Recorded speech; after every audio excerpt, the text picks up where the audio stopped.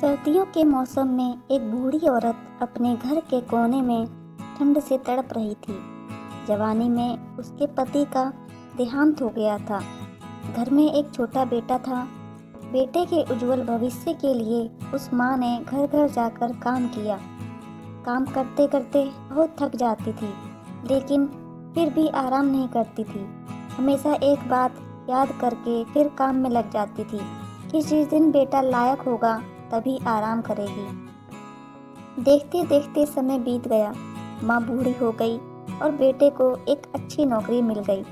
कुछ समय बाद बेटे की शादी कर दी और एक बच्चा हो गया। अब बूढ़ी माँ बहुत खुश थी। उसके जीवन का सबसे बड़ा सपना पूरा हो गया। उसका बेटा लायक हो गया।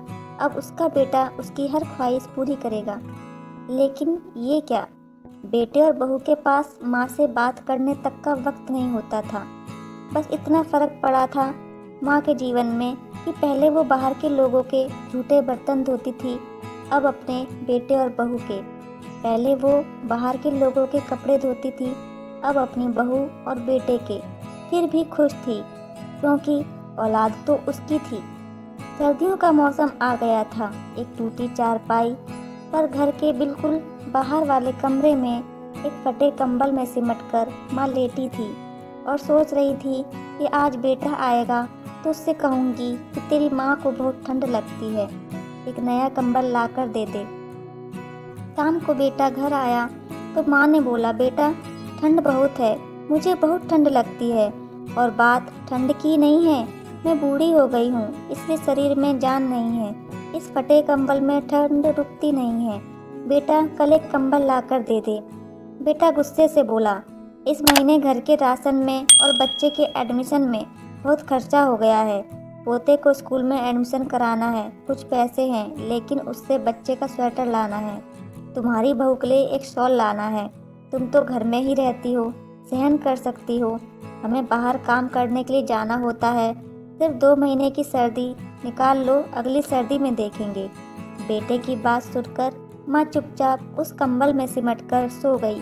अगली सुबह देखा तो माँ अब इस दुनिया में नहीं थी। बेटे ने सबको खबर दी कि माँ अब इस दुनिया में नहीं है। सभी रिश्तेदार, दोस्त, पड़ोसी इकट्ठे हो गए। बेटे ने माँ की अंतिम यात्रा में कोई कमी नहीं छोड़ी थी। माँ की बहुत बढ़िया अर्थी सजाई थी, बहुत महंगा शॉल माँ को ओढ़ाया था।